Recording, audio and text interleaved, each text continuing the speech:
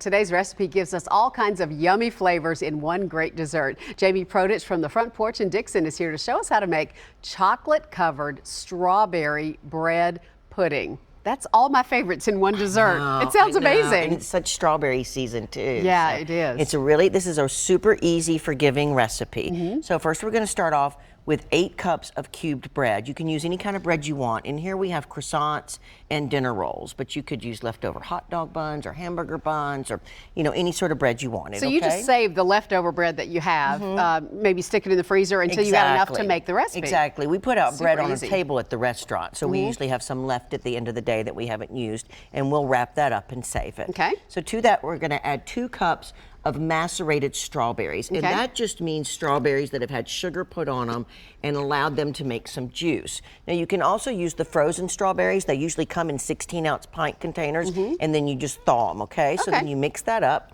You're gonna add, in a separate bowl, you're gonna add 3 eggs, 2 cups of milk, 1 cup of brown sugar, and a teaspoon of real vanilla, not the imitation, the that's real not near stuff. as good, is it? And then you're gonna mix that up together. And once you have it all nice and mixed up, you'll see it'll start to change colors. Make sure your eggs are all, mixed up. You're just gonna pour it in here. And then at that point, you can go on and add chocolate chips if you like. I use chocolate chunks. You can also wait until you pour it into your pan and add a few blobs of hot fudge sauce. You're gonna spray a 9x13 baking pan and have your oven preheated to 350 degrees.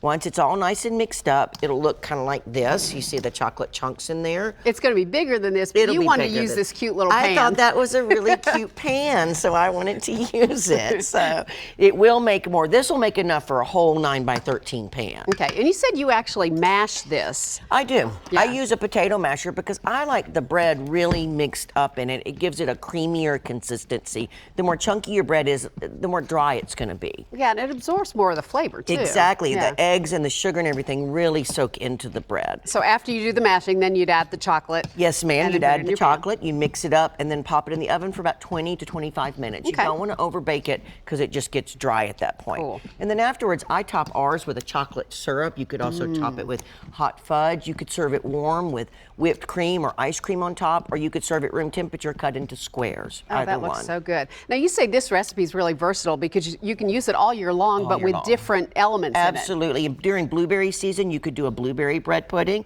Just omit the chocolate chips, or you could do chocolate chips if you wanted. Yeah. In the fall, we do a caramel apple bread pudding where we put sauteed apples in it with a caramel sauce on top. Yeah. We've also done a pumpkin bread pudding with a cinnamon whipped cream on it before. That sounds wonderful. So this recipe is super easy and forgiving. That's for great. Sure. You brought some other things that you're featuring at the Front Porch right now. This salmon down here looks delicious. That's a walnut crusted salmon with a maple Dijon coating on it under the walnuts. I love it. We have our nice scoop salad with strawberries and raspberry vinaigrette. This is our chicken shawarma bowl that's real popular right now.